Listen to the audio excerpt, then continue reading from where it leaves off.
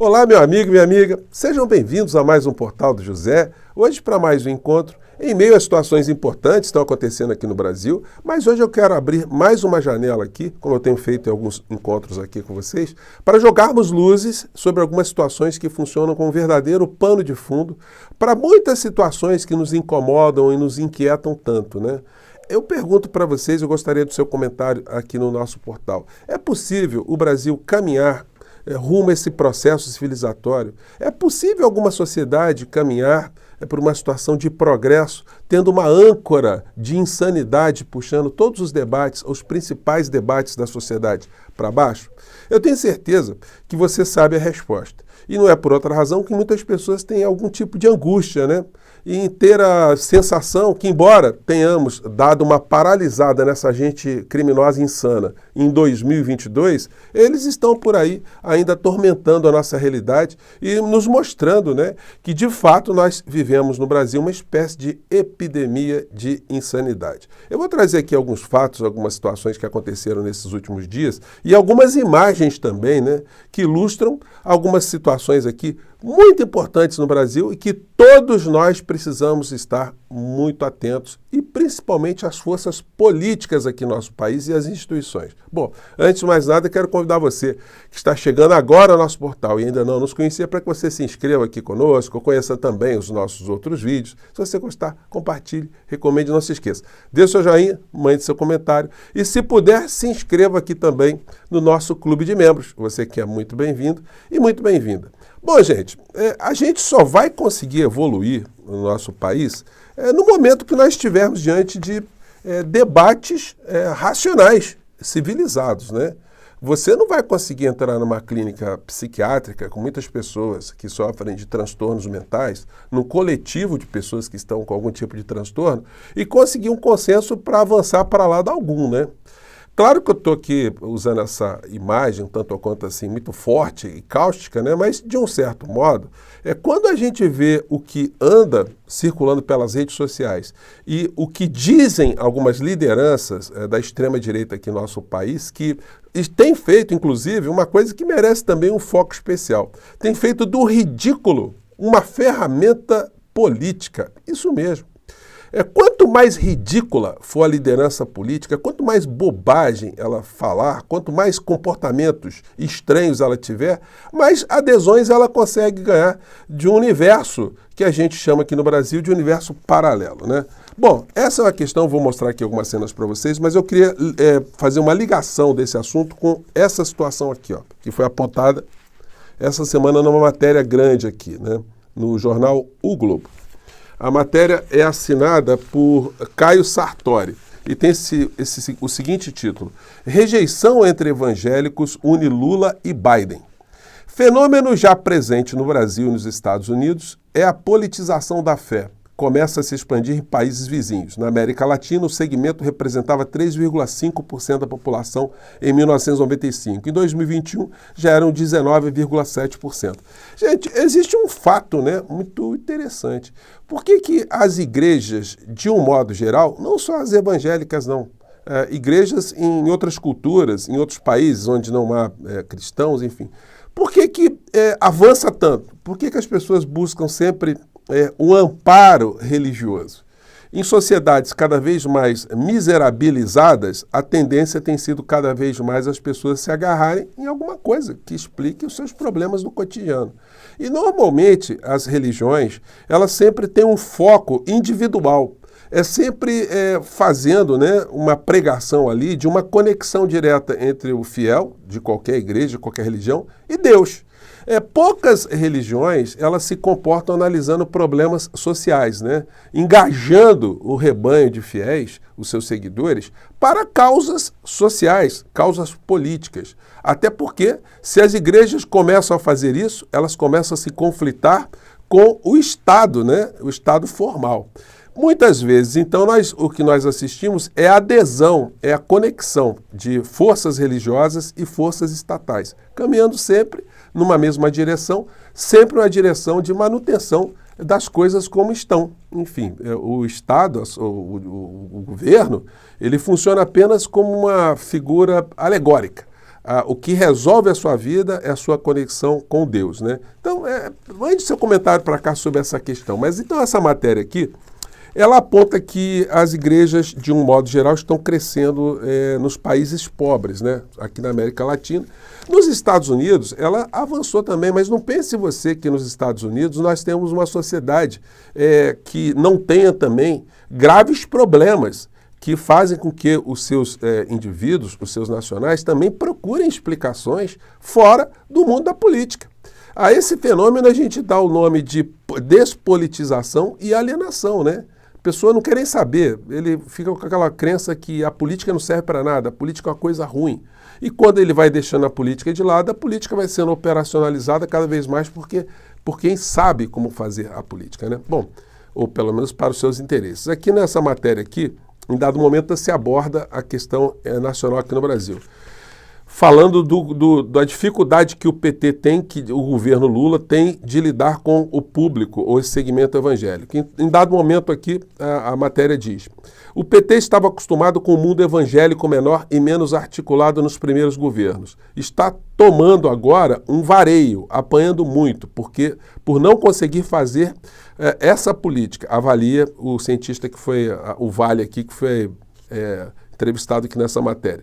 A estratégia petista para ganhar confiança costuma se concentrar nas políticas públicas tradicionais da área social, explica o pesquisador. O evangélico é evangélico, mas também é morador de periferia, pobre, mulher. Políticas públicas que atinjam esse público por essas vias, sem ser pela questão religiosa, tendem a impactar essa parcela e a aprovar mais o governo, aponta. Mas isso só não vai resolver, e é isso que o PT não entendeu. É o PT que eu diria até o governo, né? O governo Lula, né? E outro ponto aqui da matéria diz: na economia, apesar da melhora dos índices tradicionais, há uma percepção que a vida não melhorou. Elas também relataram a sensação que os evangélicos são perseguidos e têm também o medo da violência. Bom, o que a gente pode extrair desse tipo de matéria aqui e que eu já comentei aqui com vocês?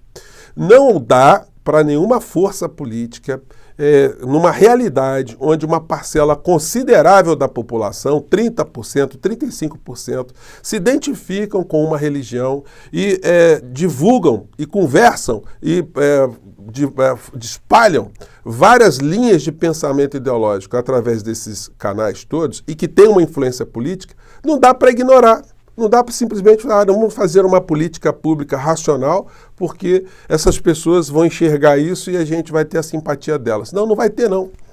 Porque por mais que as coisas que o Estado realize cheguem até o cidadão, quando ele está diante do seu líder religioso, esse líder religioso é que vai dizer para ela se aquilo é bom, se aquilo não é bom, se aquilo era obrigação do governo, se aquilo foi fruto de alguma oração e se numa próxima eleição aquilo deve ser desconsiderado porque você tem que votar num representante que esteja mais próximo da sua irmandade. Bom, é claro que se esse tipo de situação não for enfrentada, né, a gente vai ficar patinando e vai ficar vendo as bolhas, né, crescendo cada vez mais, bolhas de alienação. Aí você vai perguntar, mas o que fazer? O que fazer é conversar, é vir para as redes sociais. É o líder político da nação, o presidente Lula, enfrentar esses debates, ele enfrentar discursos do senhor Malafaia, do senhor Valdemiro Santiago, do R.R. Soares, do Edir Macedo. Por que ficar calado? Simplesmente faz com que essas pessoas, esses líderes, eles reforcem tudo aquilo que eles dizem e a grande parte, né, são coisas mentirosas para o seu público. E aí a gente fica com dificuldade de avançar, né? Então, essa é uma situação que não dá para o governo simplesmente não querer entrar no debate, evitar estar nas redes, evitar de discutir essas situações, porque isso não vai se resolver com obras. As pessoas não enxergam uma obra como uma obra pessoal para ela. Ela não consegue ter o impacto dessa obra chegando até ela, né? Para ela é uma obrigação do governo. É assim que as coisas têm se dado, não só no Brasil, mas em outras partes do mundo também, né? Bom, aí eu queria, então, caminhar aqui para um outro ponto aqui do papo que eu queria colocar para vocês. É o ridículo enquanto ferramenta política. Gente, esse aqui é um personagem do filme Borá. E, evidentemente, quando você olha uma cena dessa, o cara com uma roupa dessa aqui numa praia, né? Evidentemente, dificilmente você não vai achar esse troço aqui, no mínimo, ridículo, né? troço meio esquisitão, né? Só que o cara aqui, o personagem do filme, ele não tinha essa preocupação, né? E o pior de tudo é o seguinte, isso acontece, de um certo modo, nas práticas políticas da extrema-direita. Quando a gente vê assim Dudu Bananinha, sem pudor nenhum, circulando o mundo afora, e dizendo para os seus seguidores, a extrema-direita toda, que o mundo está vendo, que o Brasil está numa ditadura, enfim. Isso é uma coisa ridícula, uma coisa que qualquer cidadão racional vê e enxerga como uma coisa ridícula. Se vocês forem para a Argentina, vocês olham assim, o presidente atual da Argentina, o cara sem menor pudor, enquanto político, né, desfilando em eventos com esse tipo de roupa, né?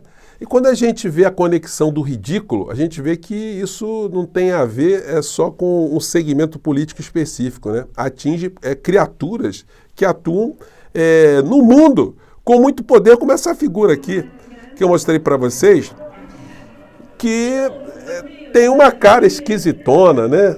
Nessa situação aqui, e que é um quadro aí da extrema-direita universal, né? Olha só, gente, esse negócio aí, esse cidadão aí, vou contar uma coisa para vocês, né? Nós já abordamos aqui que ele é uma pessoa que gosta de usar substâncias para sair da realidade, né? Mas na hora de fazer negócio ele deve estar sempre muito espertinho, né? E isso tudo conectado com essas criaturas aqui. Vejam o pacotão.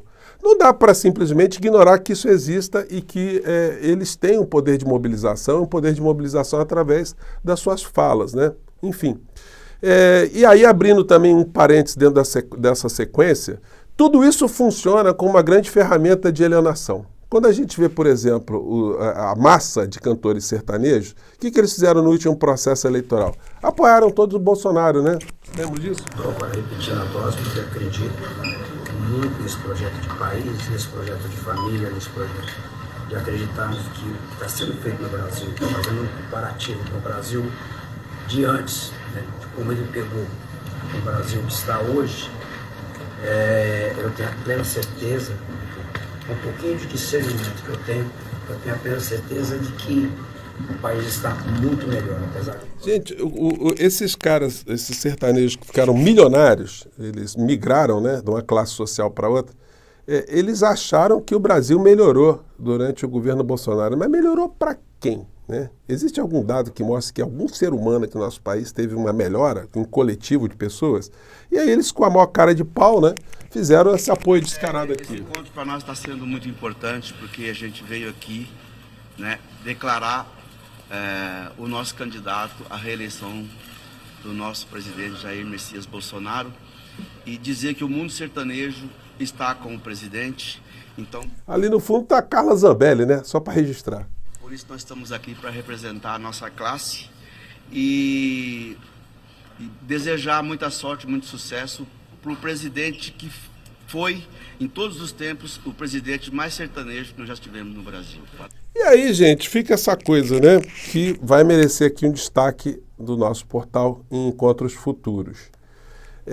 Como a arte aqui no Brasil, a música popular brasileira, como eles foram também, os artistas foram satanizados, foram rotulados ali de comunistas, e como surgiu também um conjunto, né, de músicos que, dentre os 10 artistas mais ouvidos no Brasil, 9 são sertanejos.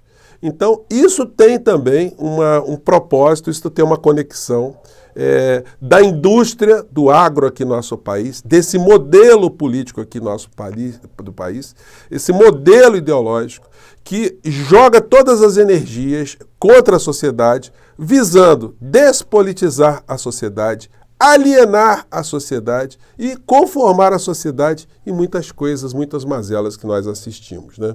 Bom, gente, são essas considerações que eu queria compartilhar com vocês. Eu abri o nosso portal, foi para isso, né? Foi para a gente se conectar e a gente ajudar a que outras pessoas reflitam sobre situações que estão acontecendo aqui no Brasil, tá bom? Eu fico por aqui mais uma vez, um grande abraço, até o nosso próximo encontro. Tchau!